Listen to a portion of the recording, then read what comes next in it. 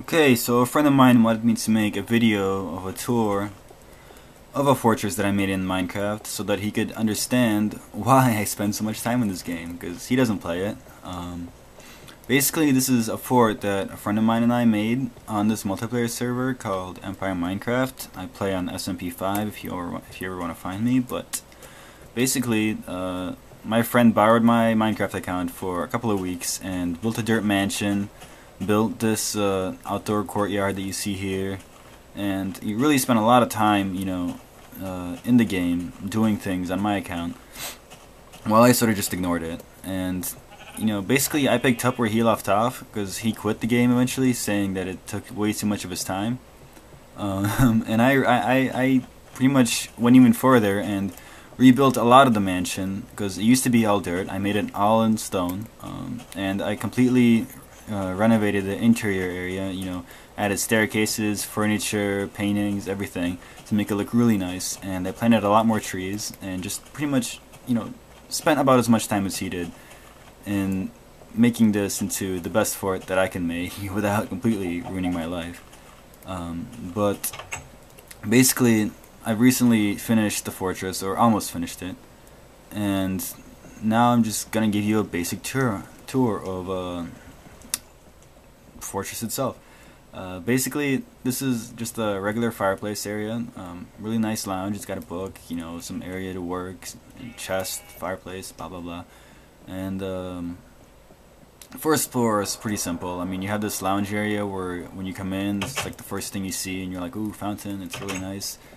Over here, you have like a shop area, and if you come down here through this trap door, you have like an even greater storage area for your shop, or maybe like a nice lounge area. Basically, most of the fortress is like a castle that was once was once battle ready, but now has been turned into a mansion to relax in and to kind of just chill in. This is just a storage area for in case I ever get too much of something and I need to put it in chests. And basically that's the first floor in a nutshell. But coming up here on the first staircase of the fort, you see second lounge area. This, I'm not really sure I'm finished with this yet because it's very open and I don't really know what to put in here because, I don't know, it seems like an odd place to put anything, but I'll probably work on that. And you do have this overlook here. And going back the way we came, when you come up the stairs, you'd go this way, which leads you into the rest of the mansion. You do have this interesting tunnel here with some glass up here. And coming through this secondary overlook. Oh my god, I just fell. Wow. Well, yeah, that goes to show that you shouldn't jump through windows without being careful. But basically, coming through this second overlook, you come into my favorite part of the fort, which is this huge dining hall, very open, very lavishly decorated, with a table in the center, of course, some nice glass flooring, and an organ here, which actually can play music. You just grab a disc from in here, put it in, and it plays music, which is pretty nice. And if you're really dedicated, you can make yourself look like you're the one playing it. Not that I ever do that, but yeah, you can do that. It's pretty fun. Definitely add some flavor to this part of the dining hall. Coming up the vines here, you have a secondary lounge on the third, which I guess now is the third floor. A really great overlook where you could see the other residences surrounding this one, and a staircase going up to the final floor, which I'll get to later. Speaking of which, this is probably my favorite part of the whole fortress, because you could just like come up on this window ledge here, and you just have this amazing view of everything, and it's just so tranquil. Plus, you can jump on people that come up the stairs. Coming up this way, the second part of the second floor is this private bedroom area. You can close all the doors, close the trap door up here, and pretty much have the place to yourself, with nice windows overlooking everything. But third floor, you can go up this way, but I'm gonna take the stairs just because these stairs are really cool. They took me a while to make, but I really like the way they turned out. They look very winding, but they're actually really simple. You know, there's many ways you could go up the stairs, and eventually you come up here, you know, right above where we just were with this overlook. So you can see this half of your property, and this work area, which is where I do most of my